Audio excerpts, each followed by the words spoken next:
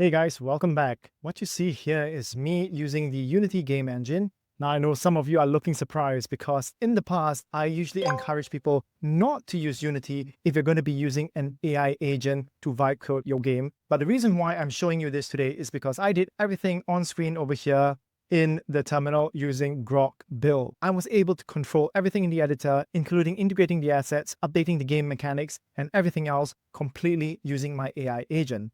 I'm going to swap out the art assets for a second to show you what this looks like originally. And this is the original 2D template that comes along with the Unity game engine. And what I did was I asked my agent that you see over here to do a visual facelift and add in a lot of extra features. And you can see there's a lot of additional stuff that we have here. I was able to create brand new game sprites and integrate them into the game. And I was able to add a lot of little polish that you see, such as the particle effects on the screen. And this is all made possible only because Unity just announced the Unity CLI or command line interface. It allows you to leverage any AI agent of your choice, whether it's Claude Code, Codex, Cursor, or in my case, Grok Build, and you're able to connect and control everything within the Unity editor now.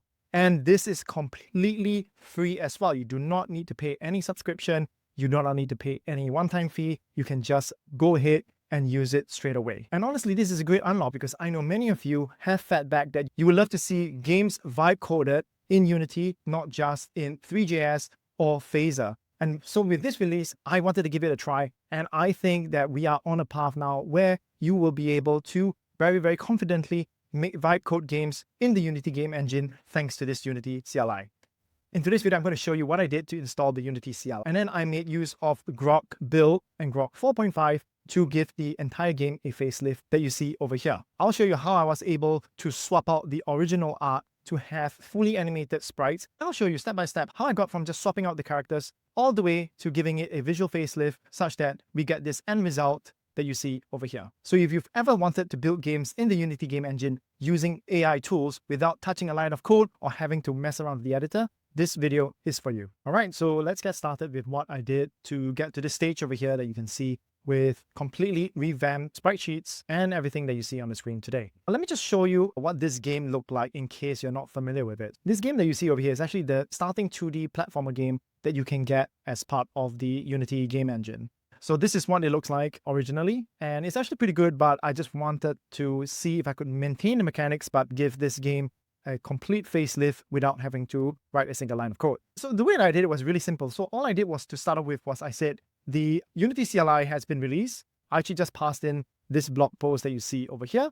And then I just say, read it, understand it, install it, and then commit. And it just went ahead and was able to install everything. I didn't really need to do anything else. It was able to get everything running. And then the next thing I did was it has its own documentation over here. So I just simply took this and I think I went down to the reference document page, and then I just threw it into Grok and told it to study it. And then I made use of a skill creator skill to allow it to create something called a Unity CLI skill. And this skill creator skill is something that I released to my community at buildpack.ai. And I've been using it to create additional skills. And this includes all of the skills that I have created and released as part of gamedev.com. And this includes everything from the file AI image skills that you will see me using later. And all these agent skills are intended to help you vibe code games using a variety of different game engines and frameworks. I've been iterating on this Unity CLI skill, and this is now also available at gamedev.com for members. If you want to grab hold of it, you want to check it out. Otherwise, you can just do what I just did over here, and you should be able to get pretty far just by doing it the way that you see over there. All right, so the next thing that I wanted to do was to be able to create updated game sprites that you see over here. This animated game sprite, these were all created using AI, using a tool called Spriterrific that you see over here. I built Spriterrific exactly for this use case, which is to create your own animated sprite sheets that are game ready that you can integrate very easily into your games. And the installation is very simple. All I did was just copy this AI prompt that you see over here, and I pasted it into Grok Build, and then it will basically just grab hold of the Spriterrific agent skills. And then the next thing that you need to do is just create an API key and add it to your project. And then from that point onwards, you can just simply prompt your agent to generate any character that you want. Once this skill has been installed, it knows exactly how to make use of Spriterrific to create new game assets. But before we get into creating the new game assets, what I did was I said, study the current project and make sure that you understand the gameplay mechanics, style, and how the existing art and sprites are stored, loaded, used, and integrated. And this was really important so that in addition to generating art assets, the AI agent will know how to actually put it into the game. Then after that, I actually made use of this Grok build's goal mode. So you can see over here, I just did /goal and I said, all we're going to do right now is to do a complete visual face list of this game that you see over here. And this time I wanted vibrant looking art style, eye-catching. I wanted to make use of the Fel AI image skills to swap out all of the tile assets that you see over here. But then I wanted to make use of the Spriterrific API skill, which we just installed, to do everything updated for the actors, so the character and the enemy. And then because this is a goal, what this means is that this will basically ask Grok build to just go into a loop and not stop until the goal has been completed. And in this case, it means getting to this stage where we have all of the character animations and sprites swapped out, as well as the background animations and the tilesets. And this is a very useful thing because once you've given it constraints such as what this project is about, as well as the appropriate skills, it can actually get pretty far. And let me just show you the results of what happened with Spriterrific over here. Because it already studied all of the assets of the existing game, it knew that it needed a run, jump, hurt, and death animation. And so Spriterrific automatically was able to go ahead and generate these consistent sprites and then integrate it into the game. And that's the reason why I made Spriterrific in this way, where it's agent first, rather than having to prompt within a web interface. Because I think that if you're already spending so much time getting context from within your AI agent, it's much better to then allow your AI agent to intelligently pass in whatever context it needs in order to generate the sprites that it needs at the right size. And therefore, you don't need to download the files yourself. You don't have to integrate it manually. You can just let the AI agent handle all this on its own. And basically, that's all I did, right? Because once that happened, this was the kickoff prompt, as you can see over here, which is effectively the goal prompt. And it was actually able to get very far. I'm going to jump into one of my runs so you can see. So you can see here, it also did all of the appropriate animations that it needed for the enemy as well. And then not only that, it started to generate backgrounds and images and props that it thought that it might need in order to give this entire game a facelift.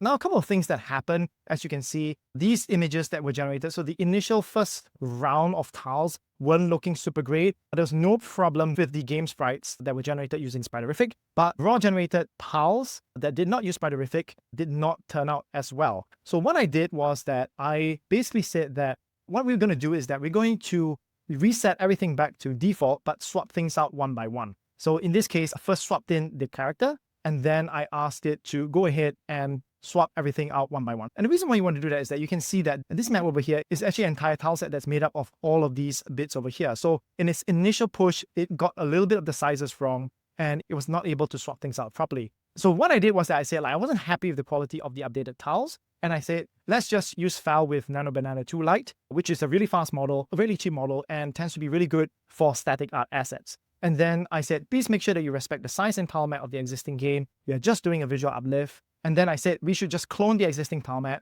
duplicate the tiles, and then swap things out one by one. So you can see here, these are the original assets, which we said we want it to maintain the tile map, right? But then to just swap everything out one by one. And with that instruction, it was able to correctly swap things out and maintain the size that you see over here.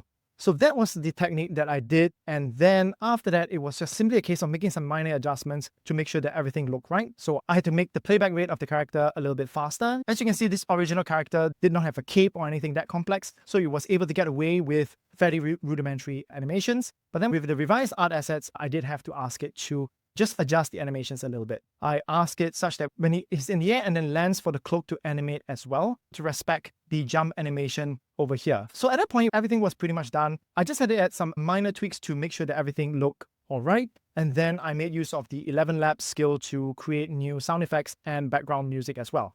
And that was pretty much the entire process that I did in order to get to this stage. It didn't take very long. And like I said, I didn't write a single line of code. I didn't even touch the editor apart from pressing play occasionally to test things out.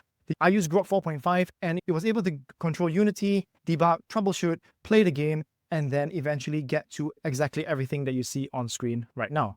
But I think this is a really exciting move from Unity by having a Unity CLI that is able to control the entire editor. Because in the past, I always found having to work within an editor was always very difficult for AI because it's a very visual thing. But now with the CLI, it's able to do quite a lot of things, and it's still experimental, but I think it's showing a lot of promise. So I'm really excited. And if you'd love to see more tutorials specifically on Unity, let me know in the comments below. I really hope you enjoyed today's tutorial. Don't forget to give it a like, hit that subscribe button, and turn on notifications so that you'll always be the first to know when new content like this drops. Now in this video, I showed you how to use Grok build with Unity, but if you haven't seen my other video where I went all in on Grok to build two different games, one was an Animal Crossing-like game, and another one was a football game, and it also made use of Grok's image generation and video generation models to create all of the art assets for the game. I think Grok as a whole is becoming really good for game development, so you most definitely want to check out this video that you see over here. Alright, so till next time, I'll see ya.